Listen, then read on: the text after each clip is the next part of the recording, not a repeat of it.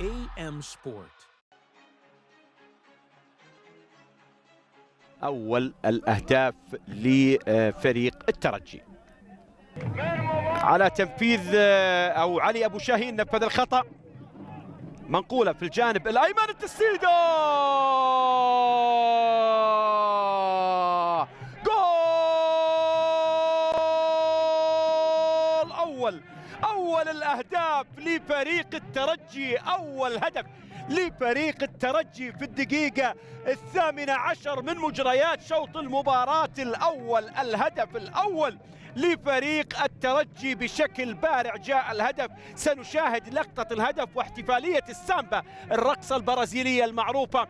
إذن الهدف الأول لفريق الترجي يستطيع تسجيل أول الأهداف في الدقيقة 18 من مجريات شوط المباراة الأول. هذه الانطلاقة الرائعة، هذا المرور الرائع، وسكنت الكرة يسار حارس المرمى ناصر الصيعري. انطلاقة ومرور محمد دخلان في اللقطة الماضية اللي كان والهدف الأول لمصلحة فريق الترجي عن طريق أحمد الدوسري.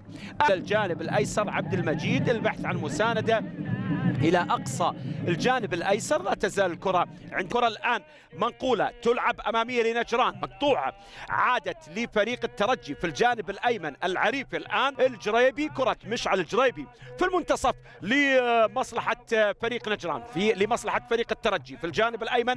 دخلان نقلها، حرك، ينطلق، نقلها الآن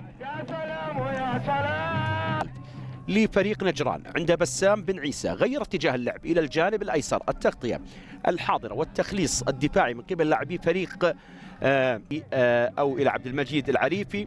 العريفي أمامية منقولة، تغطية دفاعية أيسر. علي الحسن، محاولة المرور، علي يبحث عن مساندة. نجران أحد ضد الكرة، نقلها بشكل جميل بشكل سريع، ولكن تغطية دفاعية حاضرة بما يفكر العريفي. نقلها أمامية، تغطية دفاعية حاضرة. غير اتجاه اللعب إلى الجانب الأيسر وتخليص الكرة، وأن نشاهد مباراة جميلة ورائعة في شوطها الثاني بين الفريقين. أتحدث عن الملخص العام بشوط المباراة الأول. التبديل الأول الذي حدث حسن جمال في الدقيقة 13، الدوسري أحمد استطاع أن يسجل في الدقيقة 18، ثم بعد ذلك في الدقيقة ضم إلى ماجد النجراني، بل غير اتجاه اللعب إلى أقصى الجانب الأيمن لمصلحة الدوسري. أمامية في خطورة في سليم، يحاول المرور إلى الجانب الأيسر إلى علي الحسن. علي الحسن، كرة الآن مقطوعة تصل عند الدوسري صاحب 29 نقطة. الفارق أنه 15 للأنصار في 90، والأخدود 16 في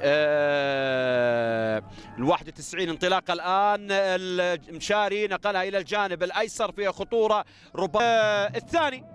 1-0 لا تزال النتيجة. في الجانب الأيمن الدوسري ربما إلى كليبرت. التغطية تحضر